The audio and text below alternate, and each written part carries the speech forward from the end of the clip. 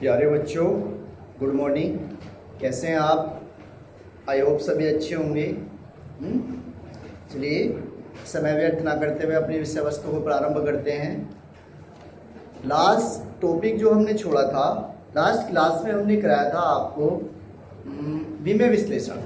Chapter हमारा विमेय विश्लेषण चल रहा है। उसमें बात कर रहे थे हम, विमाओं के यूजेस पढ़ रहे हैं कि विमाओं की सहायता से हम क्या फाइंड आउट कर सकते हैं। आज का टॉपिक है हमारा विमेय विधि की सहायता से आपको कुछ स्टेटमेंट दिया गया होगा, कुछ स्टेटमेंट की सहायता से हमें सूत्र स्थापित करना है। दिए गए स्टेटमेंट की सहायता से सूत्र स्थापित करना कि जैसे आपने पढ़ा है F बराबर mg, तो आपको क्या देगा? स्टेटमेंट में देगा एक पिंड जिसका द्रव्यमान m है, ऊपर से ऊर्ध्वाधर नीचे की ओर गिर रहा है, तब उस पर लगने वाले बल की वैल्यू ज्ञात कीजिए। तो इस तरह से आपको कोई 2 लाइन में 3 लाइन में स्टेटमेंट देगा। उस स्टेटमेंट की सहायता से हमें क्या फाइंड आउट करना है? सूत्र निकालना है। सूत्र कैसे आएगा? क्लियर होगी बात? चलिए स्टार्ट करते हैं। सूत्र स्थापित करना है आज हमारा मेथड जो है।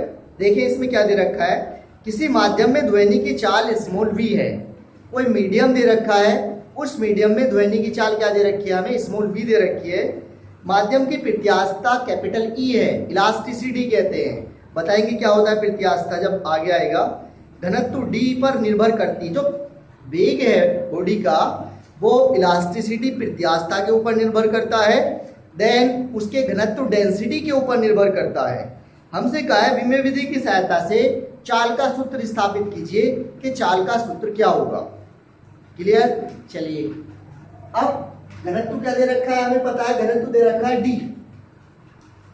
घनत्व दे रखा है d, और क्या दे रखा है? हमें प्रत्यास्थता दे रखी है E।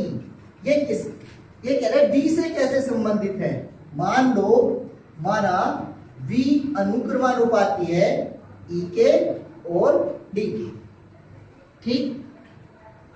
माना प्रत्यास्थता की विमा स्मॉल a तथा घनत्व की विमा स्मॉल b है। प्रत्यास्थता की विमा स्मॉल a मान लीजिए और घनत्व की विमा स्मॉल b मान लीजिए। समीकरण नंबर 1। क्लियर? दोनों पक्षों की विमाएं रखने पर, दोनों पक्षों की विमाएं रखने पर, जब दोनों पक्ष लेते हैं दोनों पक्षों की विमा रख लीजिए। आपको याद है तो रख लीजिए, अदरवाइज आप पीछे से देख के भी रख सकते हैं। जो आपको विमाएं पहली क्लास में कराई गई थी उन विमा को यहाँ पे आप नोट कर सकते हैं। वेग की विमा क्या होती है हमारी? LT-1। कितनी? LT-1 बराबर E हमारी इलास्टिसिटी की विमा दे रखी है हमारी कितनी? ml-1 t-2, ml-1 t-2। घनत्व की विमा क्या होती है? ml-3, और इसकी पावर a, इसकी पावर b। कैसे करके मेथड समझ लीजिए, सारे क्वेश्चन भी आपको इसी मेथड से करने। बराबर mm वाली टर्म्स को एक साथ कर लीजिए, ln वाली टर्म्स को एक साथ कर लीजिए, tt वाली टर्म्स को एक साथ कर लीजिए। m की पावर कितनी है? यहां पर a प्लस यहां प्लस b, यहां से आइए अब l को ले लीजिए, l की पावर माइनस का 1 करेंगे तो a आ जाएगा, 1 की मल्टीप्लाई करेंगे, और l के साथ में यहां पे क्या है? माइनस का 3b। सिमिलरली t आइए, t की पावर कितनी है? माइनस का 2a। क्लियर?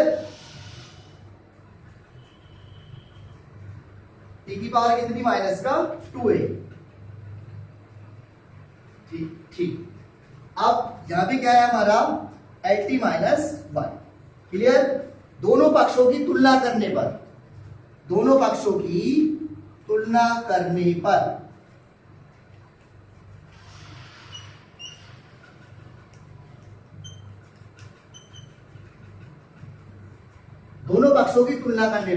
जब दोनों पक्षों की तुलना करते हैं हम, इसका मतलब क्या है? लेफ्ट हैंड साइड में देखेंगे L, इधर देखेंगे L, पहले L की L वाले के साथ में कंपैरिजन करते हैं। तो जब L की L वाले के साथ करेंगे, देखें माइनस का 3a प्लस का 3b, माइनस का a प्लस का माइनस का a माइनस का 3b, इधर l है, इधर l के साथ क्या है, जब कुछ नहीं होता है तो 1 होता है, क्या है 1 है, तो क्या आ गया माइनस का a माइनस का 3b इज इक्वल टू किसके बराबर 1। समीकरण नंबर एक तो हो गई, ये 2 ले लो इसे। दूसरा t का कंपेरिजन करें, माइनस का 2a और माइनस a, तो कितना हो गया माइनस का 2a बराबर -1, माइनस से माइनस कैंसिल हो जाएगा, a बराबर कितना आ गया 1/2। क्लियर, a की वैल्यू आ गई, a का मान उठा के समीकरण 2 में रख दो, समीकरण 2 से जब 2 में रखेंगे तो b का मान आ जाएगा माइनस का 1/2 माइनस का 3b बराबर 1, ये माइनस का 1/2 उधर जाके कैसा हो जाएगा प्लस का 1/2, 3b बराबर 1 प्लस 1/2, 2 एकम 2 प्लस 1 कितना हो गया 3/2, माइनस का 3b बराबर कितना 3/2, 3 से 3 कैंसिल, ये माइनस यहाँ पहुंच जाएगा, तो b बराबर किसके आ गया माइनस का 1/2, b का मान आ गया, a का मान भी आ गया हमारे पास में, a की वैल्यू ये रही, b की वैल्यू हो रही, इन्हें समीकरण 1 में उठा के रख दीजिए। समीकरण 1 से जब समीकरण 1 में रखते हैं तो v अनुक्रमानुपाती है किसके e की पावर a का मतलब 1/2, b की पावर d की पावर b की पावर मतलब माइनस का 1/2, या v अनुक्रमानुपाती है e/d, ये नीचे पहुंच जाएगा, इसकी भी पावर 1/2, इसकी पावर 1/2, ये माइनस की पावर 1/2 है, जब इसे हम नीचे लेके जाएंगे तो कैसे हो जाएगी प्लस की पावर 1/2 हो जाएगी, ये हमारी प्लस की हो गई। हमें पता है जो पावर 1/2 होती है उसे किस में लिख देते हैं हम अपॉन में करके लिख देते, मतलब उसे रूट में लिख देते हैं, तो इसे हम क्या लिख सकते हैं और v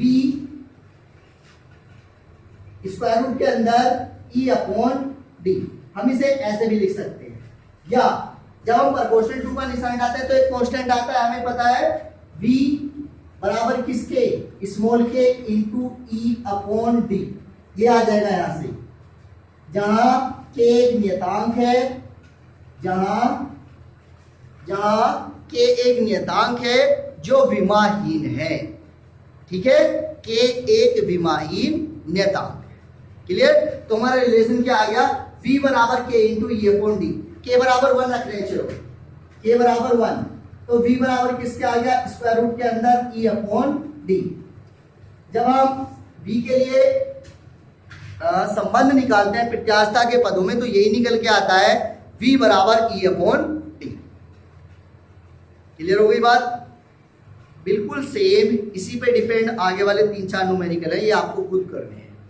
सबसे पहले क्या देखना है, क्या रिलेशन दिया हुआ है, किसके साथ रिलेशन दिया हुआ है, इसके साथ में रिलेशन दिया हुआ है, फिर उनकी विमाएं मान लेंगे a b c, क्योंकि mb होता है mlt होता है तो उनकी विमा मान लेंगे a b c, sorry a और b, 2 विमा मानेंगे a और b, फिर mlt का कंपैरिजन करेंगे अलग अलग, mlt कंपैरिजन करके उन दोनों समीकरण को जो भी निकल के आती हैं उन दोनों समीकरणों को सोल्व कर लीजिए, a b के मान निकलेंगे, जो a b के मान निकलते हैं उन्हें फिर से फर्दर वैल्यू में पुट कर दीजिए, आपका आंसर आ जाएगा निकल।